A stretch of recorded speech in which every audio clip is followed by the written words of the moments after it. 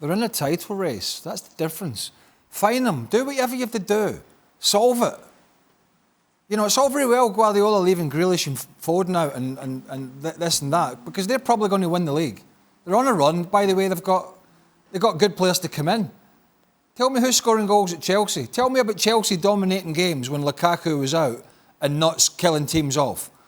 And I heard the other nonsense about, and it could be true, and it might just be a consequence of the modern day game, about Tuchel canvassed the senior players about the decision and they were okay with it. Well, Frank will tell you, when we're playing, particularly in a big game, do you think I wanted to go in to an Old Firm game via Rangers without Henrik Larsson? Because Henrik might have said he wanted to go somewhere else. Do you think I'd have went to all the senior players at Celtic and said, I'm thinking about leaving Henrik out, what do you think? Would have went, are you nuts? Right. I want to win the game. I want to put some pressure on Man City. We're at home. I know there's a problem. Let's solve it. Let's get out in the field and do what we're talking on the field. Right? This hard and fast nonsense. Oh, there's rules. And players always break rules. It's how the manager sort of figures it out when they do it. And there's not just one rule fits all, one size fits all. I'm sorry, and I know the reports were going around yesterday that this was going to happen, but I was surprised because now it's going to fester on to the meeting on Monday, as Julian said, and then the press will be waiting to hear what comes off the back of that. So if he'd have gone out in the pitch and scored the winner in this game, and who knows what would have happened, some of this would have been pretty much put to bed. Not at all, but some of it. If he'd have gone out and had a bad game, it would have been no different to the scenario we're in now.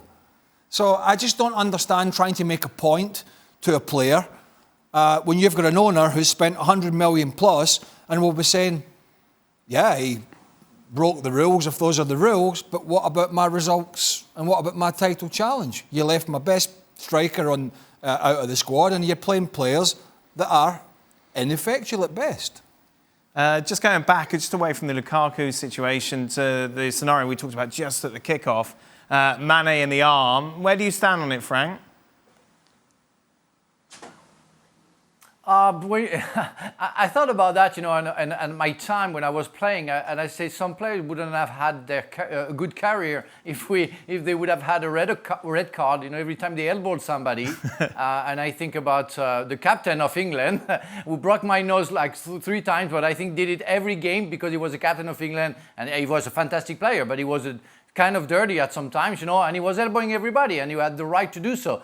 I think I'm against the red card. A yellow card was enough. I think Havertz did that a little bit to another player as well after an hour.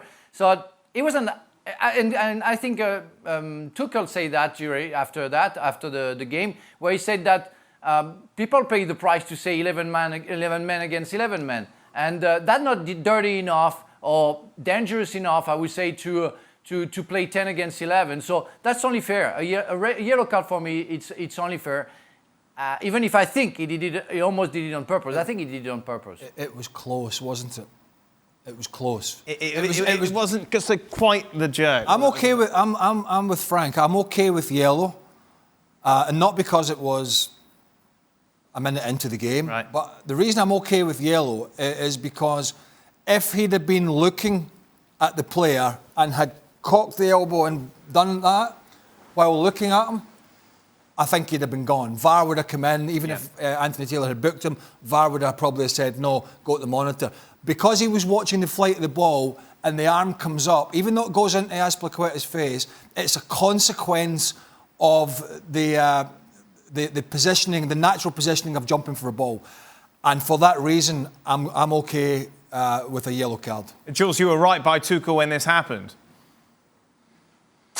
Yeah, he went mad, to say the least. I don't know if you've seen the footage, but he went absolutely mad.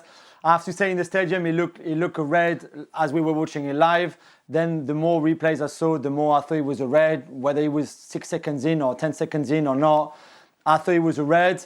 I spoke to Edouard Mendy after the game. He said, listen, Sadio Mane is my brother, he's my compatriot. They're sharing a flight right now to go back to Africa for the AFCON. He said, but he should have never stayed on the pitch. And I can see the point of view from Chelsea players, of course, and the opposite from Liverpool players. But I thought it was a red. Tuchel went mad. He went mad when VAR checked the Kovacic goal for that potential offside. He was like, let's go home then. If we're checking this, let's all go home. There's no point. Thanks so much for watching ESPN on YouTube. And for more sports highlights and analysis, be sure to download the ESPN app. And for premium content and live streaming, subscribe to ESPN Plus.